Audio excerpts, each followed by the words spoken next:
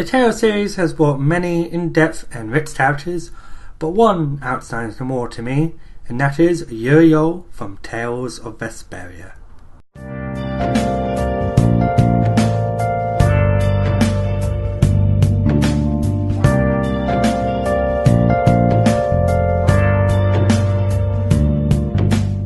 Yuri Lowell's first appearance was in Tales of Vesperia, released on the Xbox 360 and later ported to the PlayStation 3.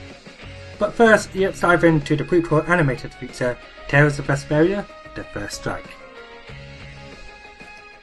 The film shows Yuri as a member of the Imperial Knights, alongside Fionn, Sifo and Rapide as a pup, who are both starting out and are under command of Captain Neron Fedrock, a respected, down-to-earth knight who is investigating the source of the disturbance of the air. In the film, Yuri is seen as a reckless soldier and disobeying orders from the higher command, and even gets on Fionn's bad side. In one notable scene, Yuri picks up a fight with a guild member in a bar, overhearing a disgraceful banter of how the guild member left a civilian in the forest. Around this time, he doesn't pick his fights well, but puts up a good fight nonetheless. The fight was stopped by the guild member's leader, Merzon Kaider, and the leader apologized and both parties made peace. This is the first time that Yuri has noticed the guilds, and this moment started Yuri's sense of justice as a child. The town has problems with monster infestations, and so Neron tries to find the source of the problem. However, he is asked to attend to a formal gathering by Commandant Alexei. He refuses and instead sends Fionn to Do and asks the Commandant for reinforcements. Meanwhile, the monsters have invaded town and have invested Yambert, Rapide's father. Yuri alongside Merzon and his guild members repel the monsters and save the town. Unfortunately, Yambert falls victim by Yuri's blade. Fionn and Ivan come back to find the news, as well as finding out that the reinforcements would not be coming. The captain decides enough is enough, and decides to look for the source of the disturbance, which is believed to be in a fort near a lake. Fionn disagrees with the captain and sees it as not following orders. They go anyway and succeed in the mission. Unfortunately, the captain dies during the mission after rescuing a fallen knight. Both Yuri and Fionn attend the captain's funeral. However, Fionn discovers that the tactician and the advisor was making elgato blasters in the fort. The experiment failed, so he decides to leave it and destroy the town, leaving no witnesses. However, due to Fionn's discovery, Plan B failed and refused arrest. Yuri kills the advisor and afterwards quits the knights and follows his own path alongside Rapide. This is now where the game begins, and due to being a yawn game, I'm really just to point out the major plot points that affect Yuri as a character. In the beginning of the game, Yuri lives in the lower quarter of the capital city of Zapius, and begins to track down a guy named Mordia for stealing the actual Blastia core. To put it bluntly, Blastias are objects that are used in everyday situations, like creating fire and creating barriers to protect civilians from monsters. He is arrested for trespassing on Mordia's property and is arrested by Kumor, a higher commander of the Knights. He breaks free from his jail from a fellow inmate and decides to head to Aspia to track down Mordia, but during his escape he encounters Princess Estes, as he is taunted by two guards. Estelle says he needs to go find Fionn, so Yuri, Rapide and Estelle go look for both Fionn and Mordia. Along the way they meet up with Carol, a person who has been kept out in various groups and tags along. He and the current party members encounter the real Mordia, who turns out to be the genius maid of Aspio named Rita. She replies to Yuri that she isn't the thief he's looking for, but has heard that thieves have appeared in the Psycho ruins, which is next to Aspio. They then run into a thief in the ruins, but wasn't behind the actual Blastia incident. He reveals it was a guy named Geki, who was hired by a guy named Vadal, a councilman in Capo Noir. This corrupt prick has been increasing the tax rate of the town and feeding the unpaying to monsters. He is in cahoots with the leader of the Blood Alliance, Barbos. After a few moments like meeting up with this fella, the gang go after Barbos at Dastaphos, but without Yuri and Judith getting a head start. Yuri and Judith are put into prison, but escape with ease, reunited with the rest of the party, and defeat Barbos. In addition of retrieving the Aqua Blastia, but not before he tells Yuri that he will meet him in hell. Barbers may have suffered, but Rago only received minor punishment from the Empire. This frustrates Yuri, making him go renegade and murder Rago in secret. After the events, Carol forms alongside Yuri and Judith to form a deal titled Brave Vesperia, and help Estelle to find Pharaoh and the words he speaks to her. During their travels, they then spot Humor, who has falsely promised the civilians to live a noble life in exchange for tracking down Pharaoh. This happens once in Haylord and again in Mancock, which he left a couple stranded in the desert. After saving the couple, Yuri attempts to kill Humor in order to save future victims. However, this does not go as planned, as Humor panics and drowns in quicksand. Flynn immediately discovers the absence of his former partner, and both argue what justice is and who has the right to kill someone. Estelle hears the conversation, but isn't mad about Yuri's absence, and believes he did it for a reason, and still wants to continue her journey with him. After Base's death, the rest of the party find out on his past crimes, when Flynn tells them about it. Although it is only Carol who has complications with it. When they meet up with the Don at Dondras and tell the loss of Belius, the Don sacrifices himself to prevent an all-out war between Dondras and North Republica, which saddens Carol, Raven, and Yuri heavily. The group confront Pharaoh and attempt to prove to him that Estelle is not poisoned and can save the world. It turns out Alexei was pulling the Empire's strings and kidnaps Estelle in order to awaken Zaude, a weapon that is said to prevent the Artifados. Yuri is conflicted to kill Estelle, but is prepared to maintain that sacrifice.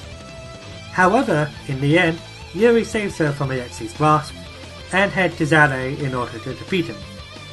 Alexei releases the Artifados to the world, but is removed from the story by Yuri.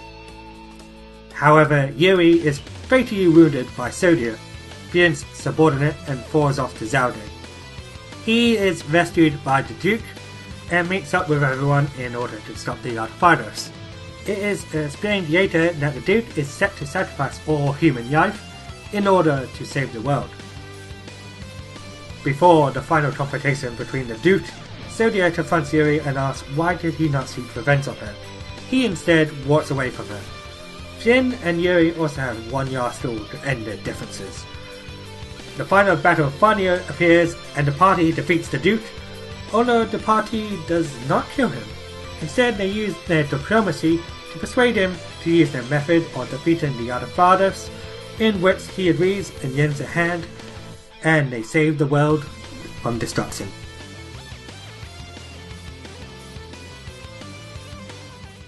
In the game, he is able to wield swords and axes, although he is primarily seen with a sword in other titles like Project Crossstone and the Tales spin-off games. Although his sword combat was taught by the Knights, he combines it with mixed martial arts, which can be seen in various cutscenes, especially in the animated prequel, and in his arts like Dragon Swarm and Weighing Havoc. Arts are special abilities that are performed using Blastiers. At the end of the film, Captain Nerin gave his Blastier to him, and now wears it as a bracelet.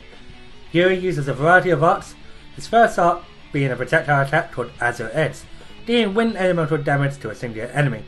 An improved art can be used after making a requirement called Azure Storm, which fires 2 energy balls instead of 1. My personal favourites include Silent Fan, which he spins his weapon around 6 times with his wrist, looping the enemy in the air, and Ghost Wolf, where he dashes at incredible speed, hitting both the front and the back of the enemy. This attack is extremely well to avoid enemy attacks. In Tales of Vesperia, if a character meets a certain requirement, an alternate art is formed given a similar art like Azure Edge, and changing its property, creating Azure Blast, which smacks the opponent to the ground and causing the opponent to bounce in the air. Overlimit has 4 levels, which reduces recovery time and can use arts frequently, prevents stutter, and increases attack power, and can unleash Mr. Arts. Mr. Arts are like super moves or hyper combos in fighting games. Yuri Lowell has multiple Mr. Arts, the most notable one being Savage Wolf Fury, which is met by a certain requirement that sends Yuri in multiple directions in blinding speed and finishing off with one powerful strike at the end. Overall, Yuri mainly focuses on speed and mobility to attack his foes, but out of all the party members he is very balanced and the easiest character to use. At the end of the game, the world sacrifices its use of Blastia in order to prevent destruction, which would weaken most people's skills.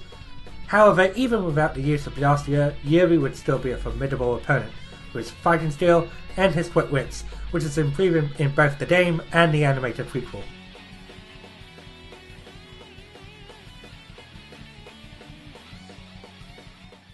In many JRPGs, the main characters are normally silent protagonists like Ness from Earthbound, or inexperienced kids who haven't explored the world, but to me, Yuri feels different. It took me a while to find any development interviews, but I found an old article in Japanese using Google Translator that mentions Yuri is a type that pulls a group. The hero of Tales of is pulled by a friend, or the main character of RPG is almost like that. This shows that the developers were determined for the main hero to help the other characters to develop and also to move away from the JRPG trope. Yuri is 21 years old in the game, being the second oldest character in the party, oldest being Raven at the age of 35, making him more like the older brother and the person to look up to for many characters like Estelle and Carol.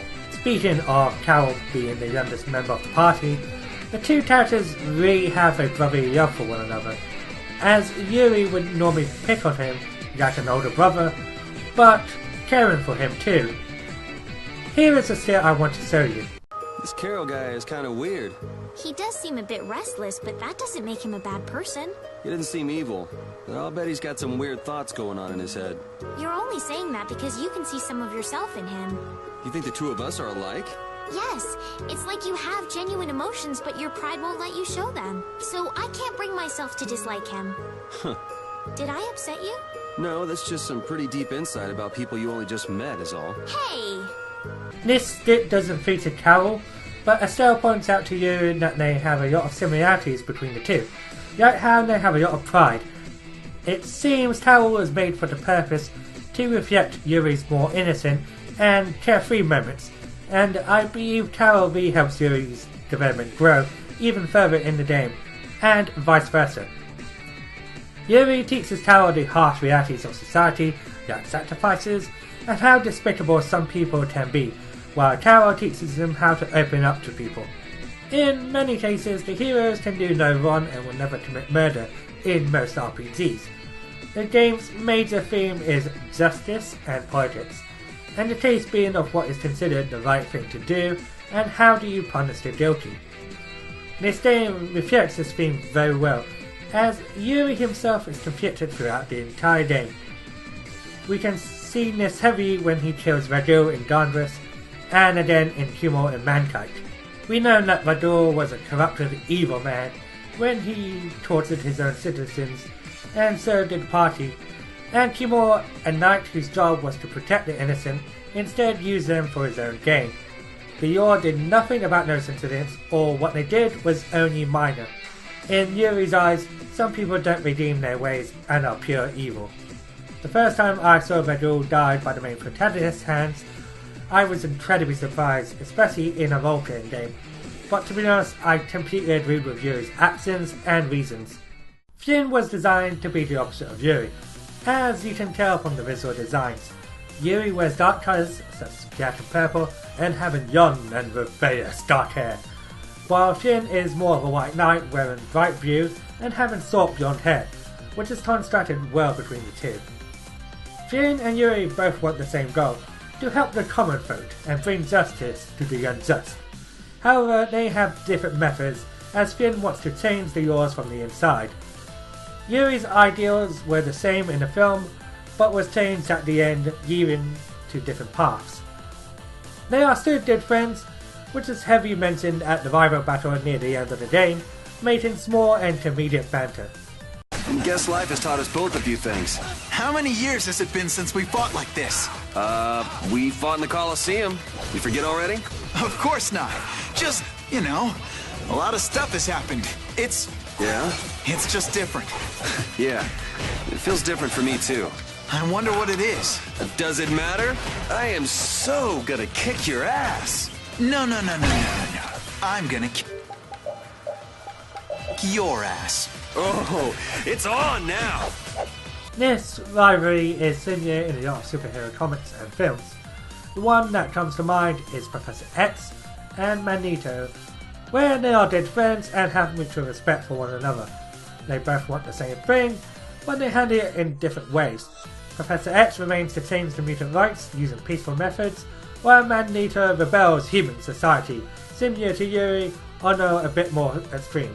Some characters can be too serious, and comes off as mopey or edgy, or become too righteous. But I believe he has a nice balance. He is a mature character, but he does crack a joke or two, and even cause mischief between characters. He can be serious when the scenario comes for it, but he is also down to earth, and I really like that as a character. There are so many things I can go on about this character, but we will be here for a very long time. To me, he is the best example of a JRPG protagonist, and I wish more characters like him appear in the future.